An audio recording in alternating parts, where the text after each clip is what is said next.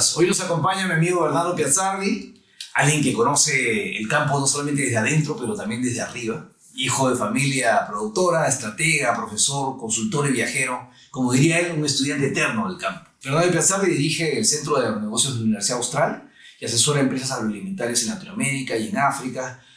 Es director del IFAMA. Y vamos a hablar hoy día de estrategia, de talento, de futuro y de cómo el agro puede dejar de vender solamente toneladas y empezar a vender ideas. Nada, bienvenido Bernardo, gracias por estar acá. Qué bueno, Tony, muchas gracias, feliz de estar acá con vos. Bueno, nos conocimos pues con Bernardo en Costa Rica, ¿verdad? Sí, señor. Ahí fue impresionante tu performance en Costa Rica, pero después nos seguimos viendo también en Almería, sí, y ahora en Ribeirão Preto en Brasil, y estamos en contacto permanente. Bueno, creo que los dos nos une algo que es la pasión por agronegocios, digamos, ¿no? Exacto. Bueno, entonces empezamos, chicos, acá con el buen café y las buenas historias.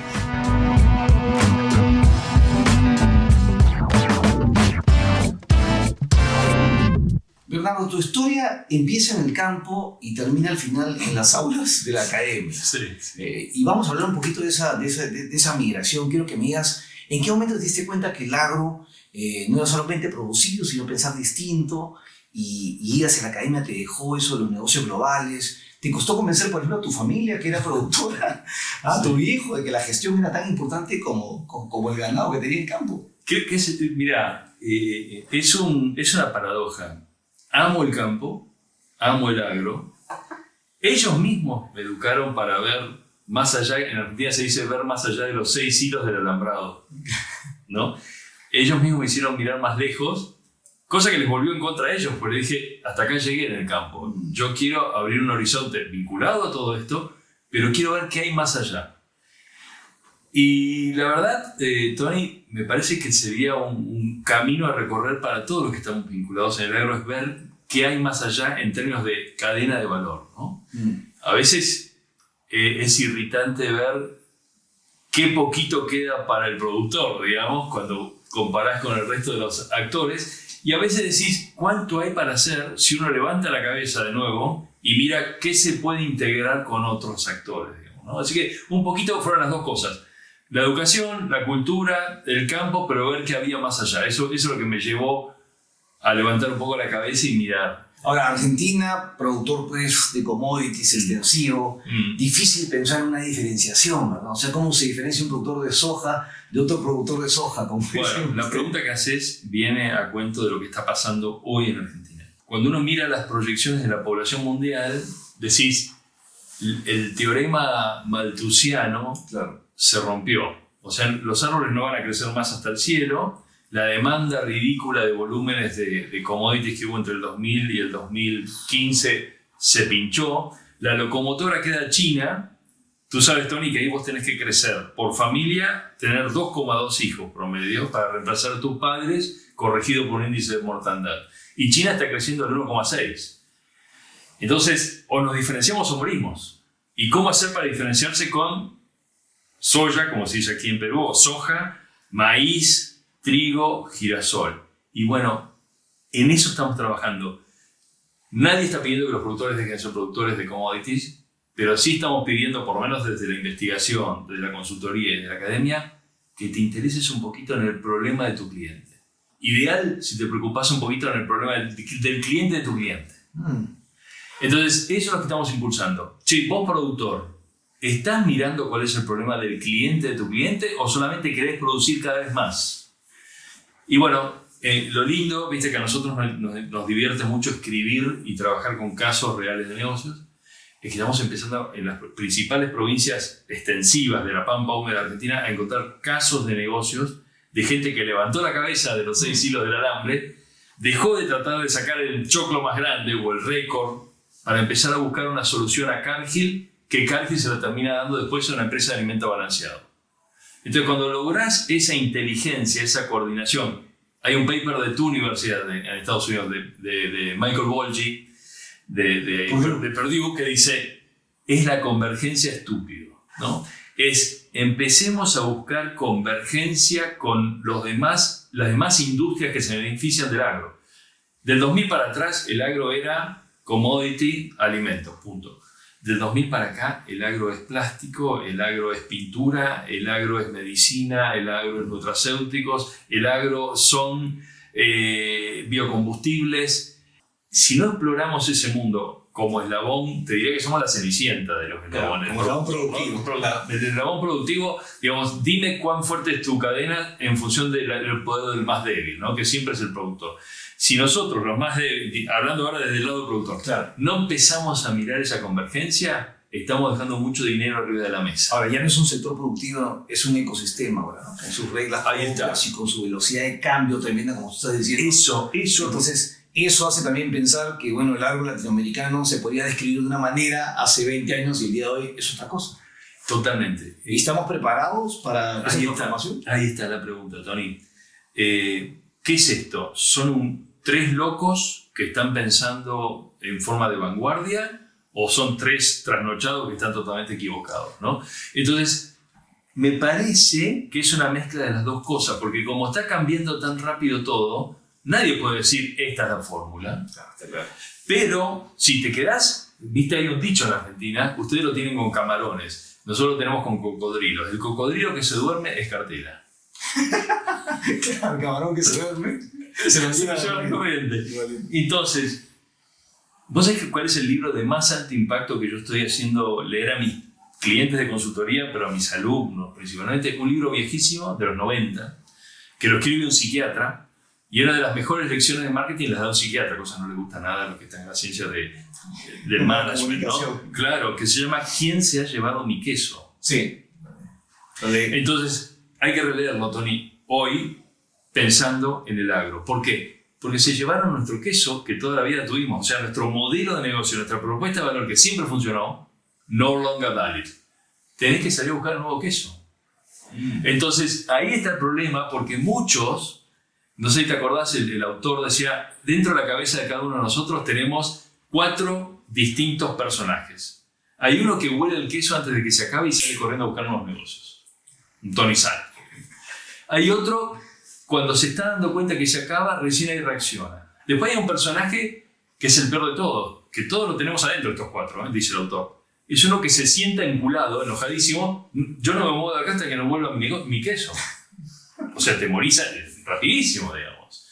Y hay un tipo más normal que dice, hace el entierro, hace el velorio, dice, murió mi negocio, con un gran dolor, y tira para agarro una mochila y salgo a caminar como Kung Fu por todo el laberinto de la vida hasta que consigo el nuevo queso. Bueno, el agro tiene ese desafío hoy. ¿Y los jóvenes entienden realmente eso? O sea, porque a veces, evidentemente todos quieren cambiar el mundo y qué sé yo, y hemos tenido esos impulsos, ¿no? Pero a veces siento que esta generación tal vez no se quiere embarrar los zapatos como antes. Está bueno. No le estoy bajando el dedo, solamente estoy diciendo cómo lo ves tú que estás con los jóvenes dirigiendo justamente el centro de agronegocios en la maestría. Sí. Yo te diría que ahí tenemos un rol nosotros, los viejos analógicos, los dinosaurios, en acompañar a estos jóvenes. Te digo la verdad, Tony, yo creo que nosotros tenemos una gran ventaja. Que como fuimos criados, educados en un mundo analógico, nos han permitido desarrollar algo que es crítico, pensamiento crítico. Es clave. O sea, vos ves algo y estás siempre replanteándote si eso que estás viendo es lo que ves o no, digamos, ¿no? Sí. Desgraciadamente los jóvenes, no sé dónde hacerte el corte de qué edad para adelante, pero los jóvenes les está faltando pensamiento crítico porque todo está bastante resuelto con la IA que te da todo cocinado. Entonces, el Machine Learning, la IA, obviamente que de aspectos operativos, yo no voy a ser tan necio, te resuelve muchas cosas. Te ahorra tiempo, te ahorra dinero, te hace ver otros negocios, te hace dedicar tu tiempo a cosas más interesantes, su estrategia, todo lo que vos quieras. Ahora, si te anula tu creatividad, si te anula tu capacidad de leer un texto y entenderlo, y si te anula tu capacidad de tener pensamiento crítico, estás en grave problema. Entonces, los jóvenes, volviendo a tu pregunta, nosotros los viejos analógicos, los dinosaurios, tenemos que acompañarlos para que no dejen de desarrollar su pensamiento crítico. Usen al máximo las herramientas digitales, aprovechenla y seguramente lo van a usar mucho mejor que nosotros los viejos, pero, ojo, no todo lo que te tira el chat es palabra santa. Entonces, yo es ahí donde veo, ¿viste? El tema con jóvenes, y cuando vos decís jóvenes más agronegocios, ahí sí veo un tema. Por ejemplo, hablo desde como testimonio de la maestría. Nuestra maestría está cumpliendo 20 años ya. Arrancamos de la mano de Purdue, pero también socios con Stellenbosch en Sudáfrica, con San Pablo y nuestro amigo Marco Fava en Brasil. Harvard. Sí, Harvard. ¿Y qué está pasando en nuestra maestría? Más o menos de los 45 alumnos, somos de las maestrías más numerosas del mundo hoy en agronegocios. Hay 200 más o menos en el mundo. Estamos segundos en el ranking Edu Universal, ¿no? Estamos bastante orgullosos de eso. Tenemos alumnos que hemos tenido de Perú, tenemos de Santa Cruz de la Sierra, de Paraguay, de Uruguay, de todas las provincias de Argentina. ¿Qué está pasando? Son gente muy bien entrenada en lo técnico. Unos trolls. Son unos Messi fierros. o unos Paolo Monteros en lo técnico productivo. Sin embargo, le faltan skills, capacidades, pensamiento crítico para estrategia, comercialización, recursos humanos, cadena de suministro, riesgo, mercado. Ahí entra lo que tú me dijiste una vez, y me acuerdo que me quedó grabado. Decías, el nuevo modelo del agro no premia capital por hectárea, sino premia conocimiento por hectárea. ¿Cómo es eso? A ver, explícame. ¿Qué significa eso en la práctica? Claro, O sea, ¿quién está liderando esa transformación? ¿Cómo bajamos eso? Entonces, ahí yo vuelvo al concepto que estamos trabajando, que es la red. Vos tenés que tener desarrolladas unas capacidades blandas, unas soft skills que te permitan combinar en el agro, ya sea en el campo, en el acopio, en el procesamiento industrial, en la provisión de insumos, donde te quieras colocar. Vos tenés que ser una especie de pivot que puede vincular distintas artes, distintos conocimientos. Para eso tienes que comprender. Exacto, pero vos tenés que tener la cabeza abierta para poder hacer esa confluencia. Y eso es lo que estamos tratando de desarrollar y no es fácil. El ingeniero agrónomo que fue educado muy bien técnicamente y productivamente, él se siente realizado cuando acuesta la cabeza en la almohada si sacó el ring de récord. Y le haces la pregunta, ¿obtuviste el ring de récord? Juan, te felicito. ¿Cuánto dinero ganaste? Eso sí no sé. No me importa. Pero entonces es ahí donde tenemos que hacer. Y al mismo tiempo, no se dice que cada vez que te vas más allá del círculo de tu conocimiento core que tú realmente manejas, empiezas a perder eficiencia y te metes en un terreno que normalmente no te corresponde, y al final del día tratas de hacer de todo, haces nada bien y en lo que eras bueno. Muy bueno. Entonces ahí te digo, no, hay un documento, vamos y venimos a la fuente, porque me parece que es interesante para que los que después vean esto puedan ir y revisar de dónde hablamos, ¿no? Que se llama Océano Rojo, Océano Azul. Entonces, el autor dice, vos estás en un negocio que solamente se rige por el driver del costo y del precio, o estás en un negocio que se rige por el valor, ¿no? ¿A dónde quiero ir con esto? Es que técnicamente, productivamente, tu core, tu expertise básico, siempre vas a tener que ser el mejor posible. Pero si no salís a buscar estas otras convergencias con estos otros conocimientos o con estas otras industrias, nunca vas a poder navegar en el Océano Azul. Entonces, desde ya que seguramente vas a tener que seguir siendo un buen agrónomo y hasta a veces hasta actualizándote. Pero si no puedes abrir la cabeza para empezar a hacer estas integraciones, estás dejando plata arriba de la mesa. O a veces, si tenés un año malo desde el punto de vista climático o desde el punto de vista de precio, estás con un tiro a la línea de flotación de tu negocio futuro. Entonces, la invitación es esa, ¿viste? Por lo menos a pensar. Kotler, ahora, citemos a Kotler. No hay nada peor que hacer muy bien lo que no hay que hacer. Porque hay gente enamoradísima de seguir rompiendo récords productivos. Y le mostrás, cuidado, China está decreciendo al 1,6. ¿Para qué vas a tapar de maíz al mundo? Están buscando otro tipo de alimentos, con otro tipo de atributos. Va a haber un mundo con menos gente, más viejo. ¿Quién está trabajando en genética para que la papilla sea lo más blanda posible para gente que va a vivir 120 años? Estamos haciendo, digamos, una exageración total, pero ese es el dilema que nos chocamos. No solamente en clase, insisto, y este es un MBA en agronegocios, sino también con empresarios. Tú trabajas con empresas familiares. Y en esta visión de que el abuelo hacía una cosa de una manera y el viejo también después y el hijo lo hereda y quiere cambiar y le es difícil cambiar porque en verdad fue exitoso con su pensamiento y así es como finalmente llegó a la gloria. ¿Cómo hacemos esto con esta visión nueva del futuro? ¿Cómo se hace ese cambio? O sea, en la familia hay esos roces. ¿Cómo trasciendes? Son laboratorios tan interesantes, los livings de familias que uno arma, ¿no? Que pasa todo lo que acabas de decir y sumarle algo más. Todo eso está pasando en un entorno donde todo está cambiando casi por campaña. Tan rápido. Claro.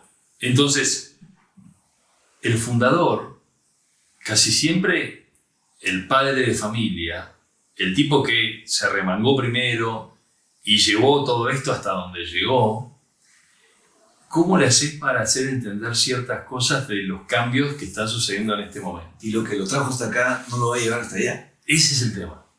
Entonces, ahí hay por lo menos una definición fuerte que decir, papá, hijos, mamá, sentémonos acá y hagamos 2 columnas de listado. Una, todos los disensos sobre el futuro de nuestro grupo familiar. Y otra, todos los consensos. ¿Qué chances hay de lograr consensos de esas 2 columnas? Digamos, ¿no? Y ese es un laburo, te diría, casi antropológico, psicológico, pero que tiene muy fuerte bajada a tierra en una cosa. Nosotros tenemos este patrimonio hoy. A futuro queremos tener lo mismo o más. Al final es reducción de plata. Giremos sé que hay emociones y todo. Giremos alrededor de eso. Después, si queremos martillarnos... Y de sostenibilidad. Y si queremos, tal cual, pero si queremos martillarnos los dedos después, pero por lo menos pongámonos de acuerdo de que esto es el concepto que está dando vuelta alrededor. O sea, yo tomo algo de la generación 1 y en la generación 2 lo quiero o multiplicar o mantener por lo menos, ¿no? Como concepto. Y a partir de ahí se empieza a ordenar un poco la hacienda, la discusión. Enseguida van a empezar a surgir, y ahí tenés 3 roles claves en las experiencias familiares, ¿no? ¿Vos querés ser solamente un free rider, un accionista? ¿Te agarrás la mochila y te vas al Himalaya? Bueno, esa es una decisión. ¿Vos querés ser director y querés estar en la mesa directiva? Bueno, esa es una decisión. O vos solamente querés ser un operario gerente dentro de todo este circo. Y cuando empezás a ordenar de vuelta a la gente de esa forma, enseguida empezás a entender qué tipo de capacidades, qué tipo de entrenamiento, qué tipo de presupuesto necesitas para desarrollar esa familia a futuro y que no muera en la segunda generación ese proyecto, digamos, ¿no? Y bueno, esos laboratorios pueden terminar a las trompadas, tirándose botellas, o pueden terminar bien, digamos, hay de todo. Y es interesante el rol de las madres, muy interesante el rol de las madres, porque a veces son el umpire y moderan, viejo, quédate tranquilo, y está el padre de familia tratando de matar a un hijo. Te acordarás de cosas que te pasan, ¿no?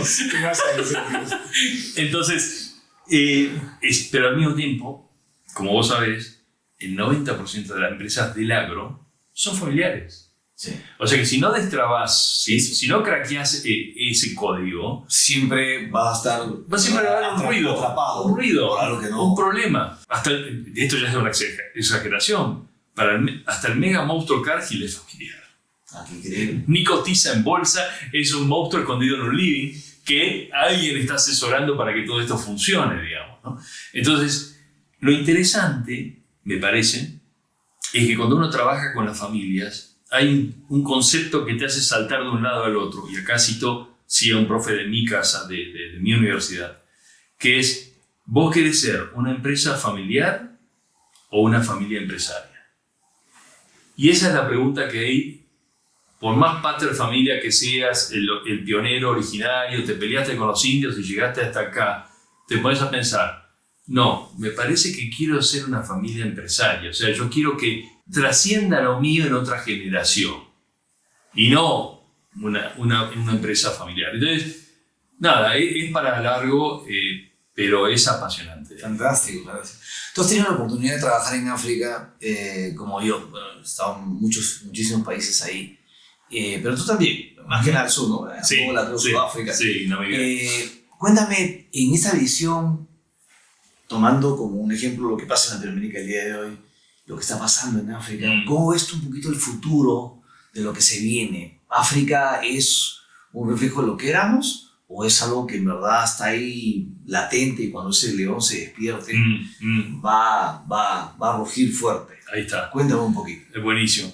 Bueno, vos habiendo andado por África no te puedo explicar nada. Es apasionante. Sí, no hay como eso. Hay algo. Sí. O sea, vas ahí y quieres volver, digamos. Total. Bueno, Y no sabes por qué, pero... Bueno, eso es lo que yo traté de entender. Y cuando mi señora me pregunta, ¿pero por qué? Igual, estamos igual. Bueno, y le digo, mira, yo cualquier esfuerzo que haga en Latinoamérica, mi impacto va a ser 1,1. Cualquier esfuerzo que yo haga en África, mi impacto es 5. ¿Entendés? Sí. Cambiás realidades, cambiás vidas. Bueno, y arranco con esa introducción emocional, o si querés subjetiva, porque para mí es importante. ¿Por qué lo hago? Pero paso 2. Si ordenás el mundo en continentes, es muy interesante. Siempre se usa la metodología de análisis que se llama los factores críticos, ¿no? ¿Cuáles son los factores críticos que no pueden fallar en ninguna industria? Bueno, para el agro son la posibilidad de generar biomasa en forma potente. O sea, no solamente fronteras para adentro, sino para afuera. 2, la capacidad de procesar industrialmente esa biomasa. Y 3, tener personas que pueden operar 1 más 2, o sea, talento, conocimiento, personas, ¿no? Cuando vos analizás el mundo, decís, bueno, Europa son un montón de viejos, son 750 millones de habitantes que tienen 56 años promedios. Es una locura, digamos, como mercado y como posible desarrollo, pero además no tienen el factor 1, no tienen biomasa. Vos decís, Asia, no tienen capacidad de biomasa. Industrial, copian y pegan, y su talento lo entrenan en Estados Unidos, si querés. Cuando voy a Perdido está lleno de chinos entrenándose en las últimas artes de... Trampas en un cambio. Sí. Seguís recorriendo el mapa y decís, ¿qué pasa en Oceanía? Bueno, Australia y Nueva Zelanda en algunas cadenas de valor tienen un impacto. Y después vas a América, decís, Canadá, Estados Unidos, Sudamérica, son como los que tienen las 3 cosas, ¿no? Ahora expliquemos África. África es muy interesante. Vos ya tenés un caso testigo. Sudáfrica. Sudáfrica logró combinar 1, 2 y 3. Y hoy exporta al resto de África, por ejemplo, productos base maíz. Y antes era un neto importador como el resto de los países de África. Entonces, cuando vos ves el factor crítico 1, capacidad de producción de biomasa, África es una bomba por explotar. ¿Cómo hacemos nosotros que estamos enfrente, Latinoamérica, y que además tenemos, y acá sí hay un factor, si querés, soft? África, si querés, ha sido muy maltratada en la historia. África ha sido maltratada primero por Europa, el esclavismo, la exportación de gente para trabajar en los cultivos blancos de azúcar y algodón, es una aberración de derechos humanos, si querés, en términos de hoy, ¿no? Pero así funcionaba el mecanismo ese sistema de producción. O sea que, y al día de hoy Europa sigue siendo en cierta forma una especie de abusador, si querés. Esto no le va a gustar nada a muchos amigos. Pero también están pagando sus pecados. Sí, obviamente, y hay hasta casos ya, hasta cortes internacionales que le han hecho pagar a Namibia, Alemania, miles de millones en infraestructura de organización. Así que imagínate. Entonces, por ese lado también nosotros, porque el segundo jugador fuerte después de Europa que vino en el mundo es China. Y también lo tratan en forma desigual a África. Sí. ¿No? Te fabrico puentes de cartón y me llevo el petróleo. Digamos, es un deal que uno lo ve por toda África, ¿no? Y perdón que te interrumpa, si vas en los últimos 5 o 10 años a África, está lleno de indios y de chinos. Bueno, es eso. Con grandes inversiones. Es eso, ¿no? Es eso. Y con la ventaja de que el indio en verdad habla inglés, y en verdad hay un montón de países que hablan inglés, ¿no? O sea, y entran. Y el chino entra también con no te voy a decir un nivel de corrupción, pero con una posibilidad para hacer ese tipo de inversiones de esa manera. Y tenés que ver los términos y condiciones de esos contratos y son bastante abusivos. O sea, ¿qué te estoy diciendo con esto? que acá enfrente nomás nosotros tenemos una mega oportunidad. A veces miramos medio embelesados el tratado UE-Mercosur y no sé qué, y realmente enfrente vos tenés gente que se puede llevar de nuestros países lo más valioso que puede aportar el agronegocio. Por tonelada, ¿qué es? Conocimiento. Entonces decís, ¿por qué estoy tan encandilado mirando un negocio con Europa cuando tengo enfrente gente que necesita sistemas de riego, conocimiento aplicado técnico de producción, conocimiento del mercado, desarrollo de cadena de suministro, you name it? Es un listado que lo tienen todos nuestros países. Por eso, no obstante lo que te comento al inicio de la charla, que es, me encanta África y no sé por qué, después encuentro muchos argumentos para decir, qué lástima que nuestros países, nuestros líderes, ojo, públicos y privados, no estén entendiendo esta oportunidad. Claro, Europa lo ha entendido en la parte del norte de África, ¿no? O sea, sí. Ha guiñado el ojo a Marruecos, a Sí. Egipto, a toda esa parte. Inclusive yo he tenido proyectos en Mauritania, en Senegal, o sea, cerquita de Europa porque ahí estamos en el Mediterráneo y vamos a ir bien cómo pasa, ¿no? Pero un poco más abajo, ¿no? En el África negra que se dice, Sí. la cosa todavía está pendiente y hay un potencial enorme. Ahora cuéntame, en estas tecnologías nuevas que hay el día de hoy, un poquito para ir mirando un poquito a lo que se viene, Sí. el AI, el blockchain, la trazabilidad, todo eso. ¿Cuánto esto acá es bien y va y cuánto esto acá está para quedarse? O sea, ¿cuánto acá es parte del marketing y greenwashing y qué sé yo? ¿Y cuánto en verdad es una cuestión que va a ser fundamental y que va a ser un cambio disruptivo en las cadenas de negocios? Yo creo, arranco con la mala, digamos. Creo que hay mucho humo. Creo que hay mucho fake. Pero ojo, no hay gente malintencionada. Hay muy buenos proyectos en PowerPoint y en Excel, planes, propuestas de valor, que los inversores compran y que obviamente todos los emprendedores están enamorados de sus proyectos, pero que no tienen correlato con la necesidad del usuario. Porque no se generan desde el campo, tal vez, ¿tú crees? Que se queden en la oficina. Puede ser que sea gente que no la genera desde la misma necesidad. No han identificado cuál es el Sí. problema realmente. Y ese pain point lo vamos a poner. No, vamos a hacer el producto que yo quiero hacer porque me parece fantástico, mamá. Si tiene mercado o no, no sé, pero... Y ahí está fallando. ¿Sabes lo que pasa? Que lo que pasa es que tienen combustible. La droga que tienen estos emprendedores es que consiguen inversores. No. Pero después la frustración que se pegan es grave, porque dicen, che, conseguí tal fondo de impacto que no sé qué, ningún productor quiere mi servicio o mi solución. Entonces, ahí tenemos un mismatch importante que en otras industrias no se da. Habría que averiguar cómo lograron que otras industrias no tengan este problema. Y nosotros lo estamos midiendo en la universidad. Nosotros hacemos hace 15 años un trabajo con Purdue que se llama el Large Commercial Producer Survey, o la encuesta de las necesidades de los productores. Sí. El sentiment. Exacto. Me pasa a mí la encuesta. Bueno, siempre. Y esta se hace cada 4 años, la estamos haciendo, y ahora nos metimos en el baile también de hacerla para Paraguay. ¿Y qué te da respecto a la adopción? Cuando vos le preguntás al productor, 1000 casos de 4 provincias de la Argentina que explican el 80% de producción de soja. O sea, es importante, es relevante. La pregunta es, ¿usted piensa que las nuevas modalidades digitales van a cambiar su negocio? 84% de los productores dicen sí. Yeah. Cuando le repreguntás, bueno, entonces usted está adoptando, sí o no, 5% adoptan. Entonces el mismatch entre 84 y 5 evidentemente es este problema de o no da la relación costo-beneficio, o no está dando realmente una solución, o es muy caro esto. Y lo que estamos haciendo entonces, fuimos un paso más, a lo Tony Sala, nos metimos adentro del problema, que es, agarramos un campo de 20.000 hectáreas, Wow. ¿sí? Que le plantamos una antena que le da 4G a las 20.000 hectáreas. Telecom es una empresa muy fuerte de comunicaciones en la Argentina y está, digamos, el teléfono fijo no existe más en Argentina como negocio. Él está tratando de tapizar de antenas todo el país en las zonas rurales. Es una buena forma de hacer negocios, digamos. También se involucró ahí John Deere. ¿Qué más tenemos ahí? Bunge es otro de los socios, y nosotros somos el socio académico, la Universidad Austral, ¿no? ¿Qué hicimos? Un call de proyectos.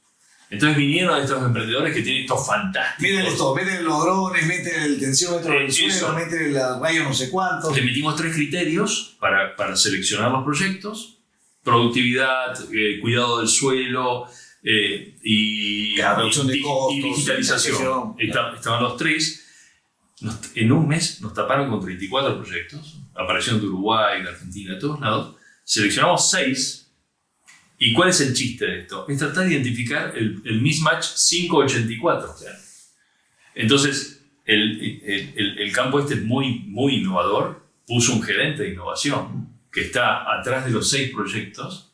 Y nosotros estamos ahí tratando de documentar con el método del caso cómo evolucionan. Así que si volvemos a hablar en Agronautas dentro de un año, te voy a contar, porque esto acaba de arrancar hace 2 meses, pero fue la forma, es un aporte, es un granito de arena muy chiquito, de encontrar la vuelta a tu pregunta, decir, che, ¿esto es humo sí o no? ¿Esto funciona? ¿Esto resuelve una necesidad sí o no? Bueno, estamos trabajando ahí en el establecimiento de Las Cabezas, en la provincia de Entre Ríos, en este proyecto.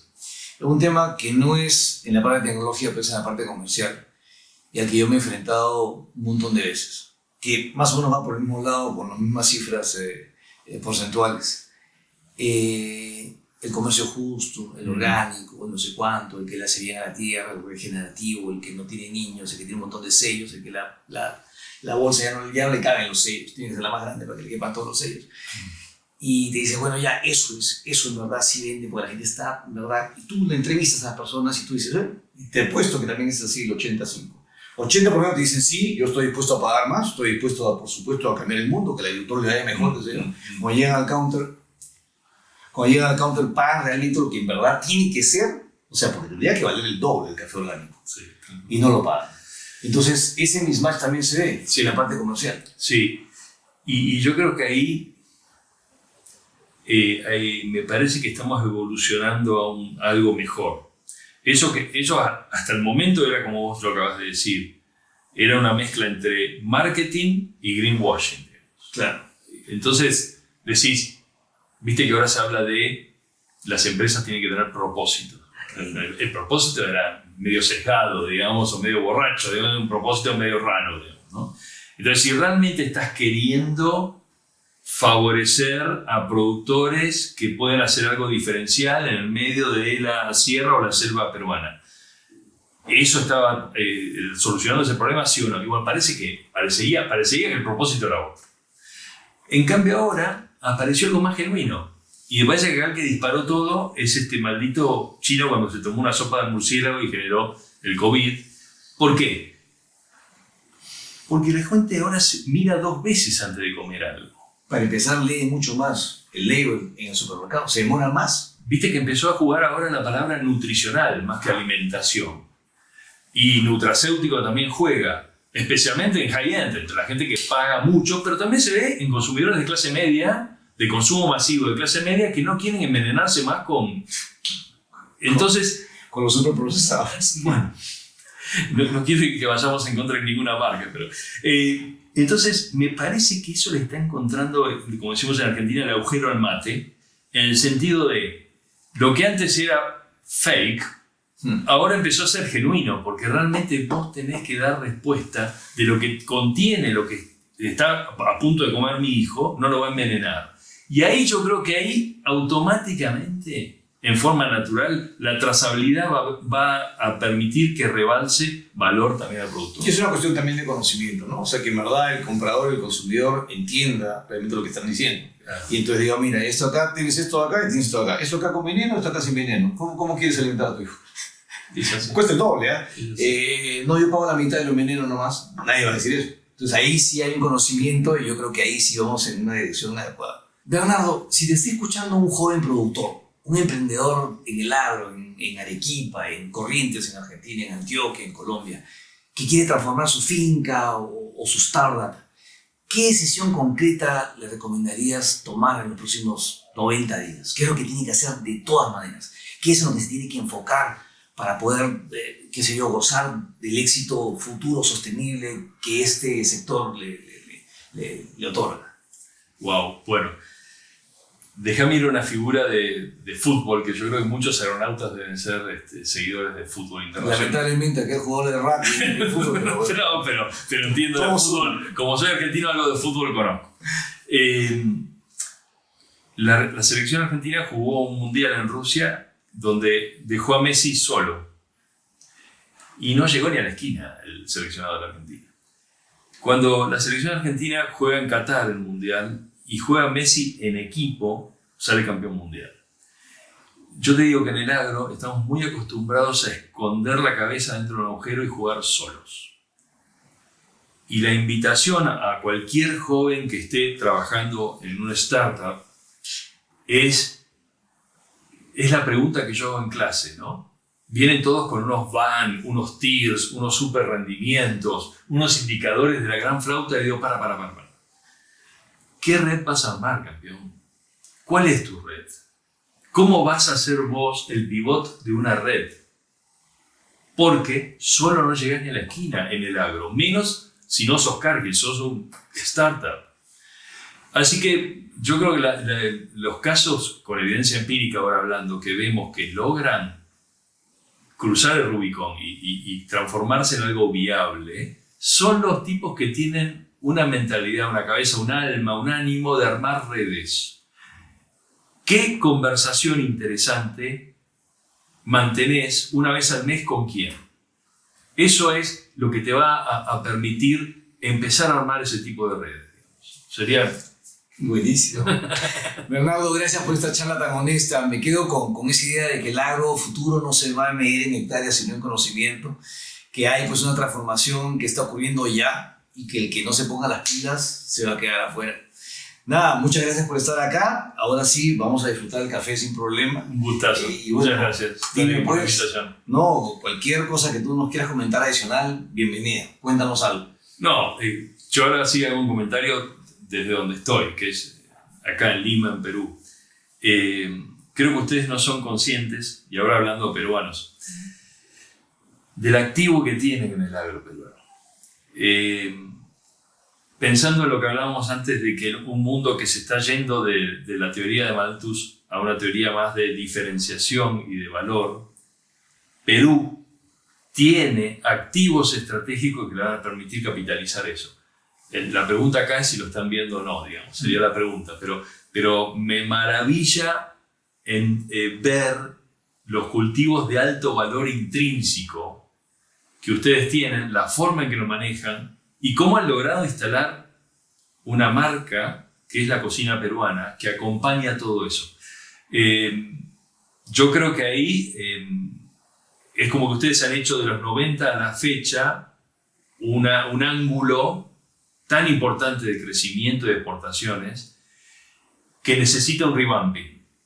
Y me impresiona el activo, me gustaría entender cómo están planeando los próximos 10 años. Buenísimo, buenísimo. Vamos a estar entonces en esa reflexión, creo que nos vamos a quedar ahí. Hay muchos temas que todavía yo tengo por desarrollar y quisiera también invitarte nuevamente para que escuches también mis ideas y me digas si es que está en el camino correcto. Y bueno, los agroempresarios peruanos que han llegado hasta donde están, evidentemente saben que el tiempo no pasa en vano y que les puede pasar la factura si es que no hay un cambio fundamental el día de hoy, ¿no? Y es el día de hoy el momento para empezar a sentar las bases de esos cambios también. Gracias, Bernardo. Muchas gracias. Acá. No, encantado. Pues, próxima vez vamos a hablar de rugby. Dale, con gusto. Buenísimo.